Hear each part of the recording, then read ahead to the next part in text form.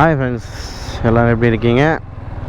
இந்த வீடியோ மெயினாக எதுக்குன்னா, பெருங்குளத்தூர் உள்ள உங்களுக்கு பிரிட்ஜை ஓப்பன் பண்ணியிருக்காங்க.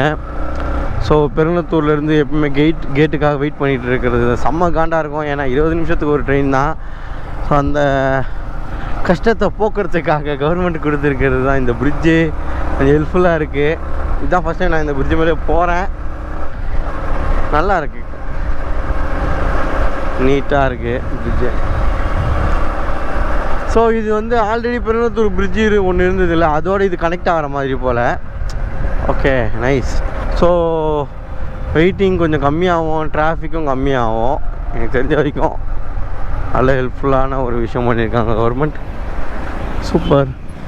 ஆனால் நெக்ஸ்ட்டு இங்கேருந்து அந்த பக்கம் போகிறதுக்கும் கட்டுவாங்கன்னு நினைக்கிறேன். இது இந்த பக்கம் பண்ணிக்கிட்டு இருக்கான்னு நினைக்கிறேன். இது இடிச்சு அப்படியே ஒரு மாதிரி குளம்பேட்டு பிரிட்ஜ் மாதிரி ஒரு சர்க்கிள் டைப்பில் பண்ணுவாங்கன்னு நினைக்கிறேன்.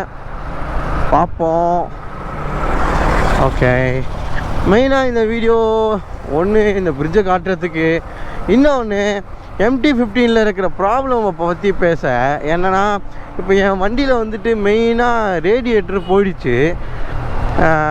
என்ன ஆச்சுன்னா, ஆக்சுவலி நான் வண்டி கூலண்ட் ஆயில் கம்மியாகிறத நான் பார்த்தேன். சரி, ஓகே, கூலண்ட் ஆயில் மாற்றணும் போலன்ட்டு நான் ஷோரூமுக்கு எடுத்துகிட்டு போய் கேட்டேன் போது அவங்க என்ன சொன்னாங்க, ரேடியேட்டர் ஒர்க் ஆகுதா அப்படின்னாங்க. ரேடியேட்டர் எப்போ ஒர்க் ஆகலாம், யூஸ்வலாக நம்ம எங்கேயா லாங்காக போயிட்டு ஸ்லோவாக நிறுத்த போகிறோம், கொஞ்சம் ஸ்லோவாக போயிட்டு இருக்கும்போது மட்டும் ஃபேன் சுற்றும். எனக்கு யூஸ்வலாக அப்படி தான் நான் பார்த்துருக்கேன். ஆனால் கொஞ்ச நாளாக எனக்கு அது சவுண்டு வரல, அதை நானும் நோட்டீஸ் பண்ணலை. அப்புறம் ஷோரூமில் சொன்னாங்க இது மாதிரி போயிடுச்சுப்பா அப்படின்னாங்க.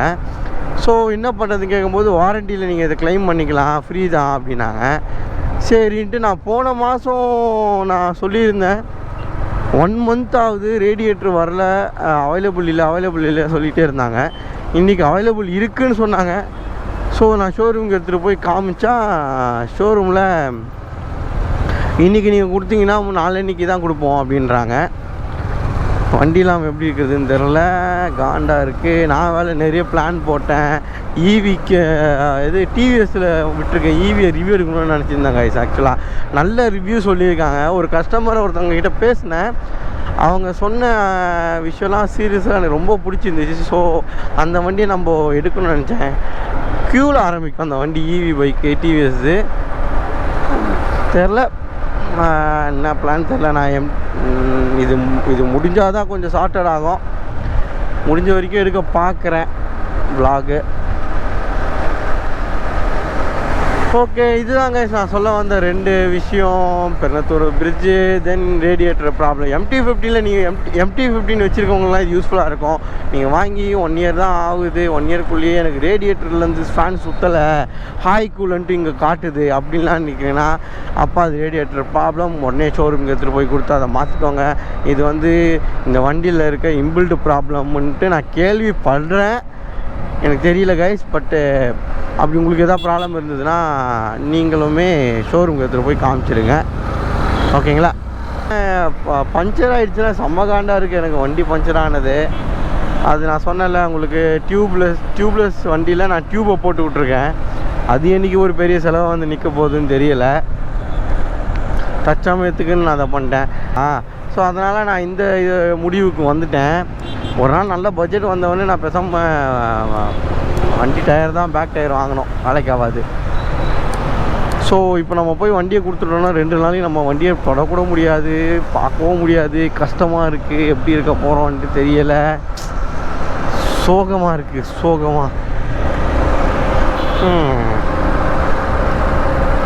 வந்துட்டோம். அதுதான் எமகா ஷோரூம் போயிட்டு தங்கத்தை கொடுத்துட்டு வருவோம். வேறு ஆப்ஷன் இல்லை. கொடுத்துட்டு ஷேராட்டை ஏறி மறுபடியும் என் வீட்டுக்கு போக வேண்டியதான். தென் வண்டி என்றைக்கு வண்டி என்கிட்ட கொடுக்குறாங்களோ அன்றைக்கி நான் பேலன்ஸை நான் கண்டினியூ பண்ணுறேன். ஓகேங்களா? வண்டி எப்படி இருக்குதுன்னு பார்ப்போம். இப்போ பார்த்துக்கிங்க, அப்புறமா ரெடி ஆகிட்டு எப்படி இருக்குன்னு பார்ப்போம். குப்பையாக இருக்குது.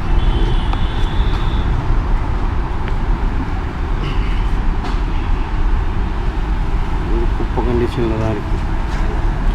இது எல்லாத்தையும் சரி பண்ண. Okay, hi friends. நம்ம இப்போ என்னென்னா யமஹா ஷோரூமில் ரேடியேட்டரு கொடுத்துருந்தேன், ஞாபகம் இருக்குங்களா? ரிப்பேர் ஆகிடுச்சின்னு சொல்லி கொடுத்துருந்தேன். அது பண்ணிவிட்டு கொடுத்துட்டாங்க. எங்கே மாற்றிருக்காங்கன்னா உங்களுக்கு இங்கே தெரியுதுங்களா? இந்த இடத்துல ஒரு ஃபேன் மாற்றிருக்காங்க பார்த்தீங்களா, புதுசாக இங்கே தெரியுது பாருங்கள். அதான் மாற்றிருக்காங்க. பிளாக் உங்களுக்கு தெரியுதுன்னு நினைக்கிறேன். ஓகே, உள்ளே ஃபேன் தெரியுது. ஓகேங்களா, புதுசாக மாற்றிருக்காங்க. ஓகே, ஆனால் இப்போது ஒர்க் ஆகாது. நாங்கள் ஒரு 3 டேஸ்க்கு அப்புறம் தான் ஒர்க் ஆகும்னு சொன்னாங்க. இப்போ வரைக்கும் எனக்கு இன்னும் ரேடியேட்டர் ஃபேன் ஒர்க் ஆகலை. 3 டேஸ்க்கு அப்புறமா ஒர்க் ஆகுமா அதை நம்ம செக் பண்ணணும். பில்லுலாம் எதுவும் கிடையாது, 0 பில் தாங்க. ஏன்னா வண்டி எடுத்து 1 இயர் தான் ஆகுது. ரேடியேட்டர் ஒர்க் ஆகலைன்னா நம்ம அதை ரீப்ளேஸ் பண்ணிக்கலாம். பட் இதில் மெயின் ப்ராப்ளம் என்னென்னா, நீங்கள் சர்வீஸ் கரெக்டாக விட்டுருக்கணுமா. சர்வீஸ் சரியாக விடலைன்னா உங்களுக்கு அதை மாற்ற மாட்டேன்னு சொல்கிறாங்க. ஸோ எல்லாருமே MT15 R15 வச்சுருக்கவங்களுக்குலாம் சொல்கிறேன், ஃபஸ்ட்டு ஃப்ரீ சர்வீஸை மிஸ் பண்ணிடாதீங்க. அதை பண்ணுங்கள். அப்போ தான் உங்களோட வாரண்டியை நீங்கள் க்ளைம் பண்ண முடியும். இல்லாட்டி பண்ண மாட்டாங்க கைஸ், அதை மட்டும் மறந்துடாதீங்க. நம்ம ஓரளவுக்கு சர்வீஸ் ப்ராப்பராக பண்ணதுனாலே என்னமோ எனக்கு மாற்றி கொடுத்துருக்காங்க. தென் இன்றைக்கி காலையில் ஒரு சம்பவம் நடந்தது. அது என்னென்னு பார்த்தீங்கன்னா, வண்டி பஞ்சர் ஆகிடுச்சு. ஆல்ரெடி நான் உங்கள்கிட்ட சொன்னேன் இல்லை, ஞாபகம் இருக்குங்களா? வண்டியில் எனக்கு பஞ்சர் ஆச்சு. பஞ்சர் ஆனதுனால நான் பஞ்சர் எடுத்துகிட்டு போய் பண்ணேன். தென் மறுபடியும் எனக்கு பஞ்சர் ஆச்சு. தென் வேறு யாராக்கிட்ட கேட்கும்போது மஷ்ரூம் பஞ்சர் போடுனாங்க. பட் அதில் ஒரு நிறைய பேர் கமெண்ட் செக்ஷனில் சொல்லியிருந்தீங்க மஷ்ரூம் பஞ்சர் போடுங்கன்னு. பட் மஷ்ரூம் பஞ்சர் போட்டோன்னா என்ன பிரச்சனைனா, திருப்பியும் டயர் ஓட்டி தேயும் போது மறுபடியும் ஹோல் பெருசாக ஆகும்னாங்க. ஸோ எனக்கு தெரிஞ்சவர் ஒருத்தர் என்ன சஜஸ்ட் பண்ணாங்கன்னா, உள்ளே டியூப் போட்டுரு அப்படின்னாங்க. தற்சமயத்துக்கு ஏன்னா நம்மக்கிட்ட காசு இல்லை. அதனால் நான் என்ன பண்ணேன், டியூப்பு போட்டேன். எனக்கு 600 சம்திங் வந்துச்சு. பட் அது எனக்கு ஒரு 6 மாதம் எந்த பிரச்சனையும் இல்லை. மறுபடியும் எனக்கு இன்றைக்கி பஞ்சர் ஆச்சு. மறுபடியும் நம்ம பஞ்சர் போடுறதுக்கு பதிலாக டயரை வாங்கிடலான்ட்டு இன்றைக்கி நான் எங்கன்னா தாம்பரம் வித்யா தியேட்டருக்கு ஆப்போசிட்டில் இருக்கிற அப்போலோ டயர்ஸுக்கு போனேன். அங்கே போயிட்டு இந்த டயர் தான் வாங்கியிருக்கேன். இந்த டயரோட ப்ரைஸ் எனக்கு எவ்வளோ வந்துச்சுன்னா 3700 சொன்னாங்க. ஓகேங்களா, இது அந்த ரேடியல் டயர் கிடையாது கைஸ். இது நார்மல் அந்த ஏதோ த்ரெட் டைப்பு டயர் தான் சொன்னாங்க. நான் கேட்டேன், ரேடியல் டயருக்கும் த்ரெட் டயருக்கும் என்ன டிஃப்ரென்ஸுன்னு கேட்டேன்னா, ரேடியல் டயரில் நல்ல கண்ட்ரோல் இருக்கும்னாங்க.